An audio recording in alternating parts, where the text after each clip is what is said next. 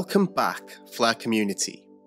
Today, I want to talk a little about the Flare time series Oracle data providers, and more specifically, FTSO AU.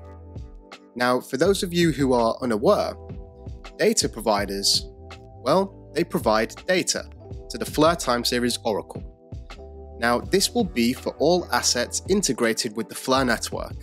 That's Spark itself, and all of the F assets we already know. That's FXRP, FLTC, FDoge, and FXLM. Now, over on Twitter, I came across this tweet. Thanks for stopping by the Discord, Banjo. Your questions prompted a great discussion, and I wanted to get a little piece of the action myself. So I jumped into the Discord, which is very friendly, and I asked this question. There was something which I was thinking about recently. I would love to hear your opinion on the matter, both to Tim and Neil, who are actually a part of the FTSO AU team. It's regarding pairings of USDT or similar stablecoin.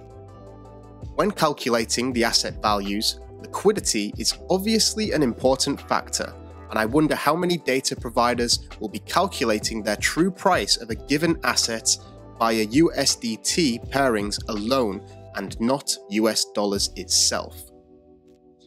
If, for example, a lawsuit came against Tether, causing the price to fall and not accurately reflect the backed asset, US dollars, the Flare network could really suffer if the majority of data providers do not have adequate safety measures in place. My first question would be to ask if you are calculating assets based on USDT or other stablecoin, and if so, do you have any safety measures in place to prevent wrongly estimated prices due to an unforeseen circumstance, such as the one described above?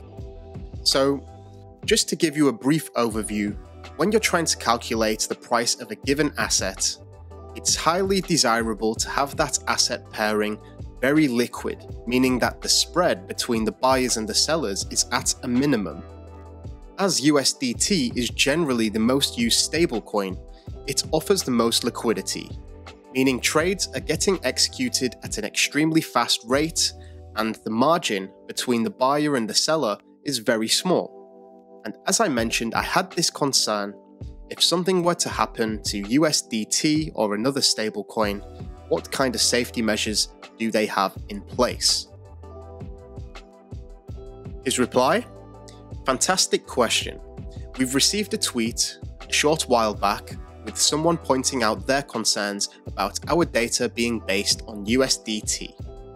Originally, that's what we were doing, but since there is a risk, we have diversified our dataset to include other stablecoin pairs and also US dollar prices from fiat-based exchanges. It's also quite simple to defend from this potential exploit by simply checking the price of a stablecoin periodically to ensure it's one-to-one on the US dollar and reject any data from an unstable coin. So realistically, it's a fairly simple problem to solve, but yes, it's a concern we are aware of. If I'm honest, I never had any doubts. I know Tim and the team are doing a great job at FTSO AU, as I'm sure other data providers are too. In fact, if you would like to keep up to date with all the FTSO data providers that I've managed to track, you can do so on Twitter here, where currently we have 17 members. It really is great to see the support for the Flare network growing, and the fact that they're so resilient and thorough with their price calculations. So with that being said, thank you so much for watching. I wish you all an incredible day as always, and until next time, I'm out.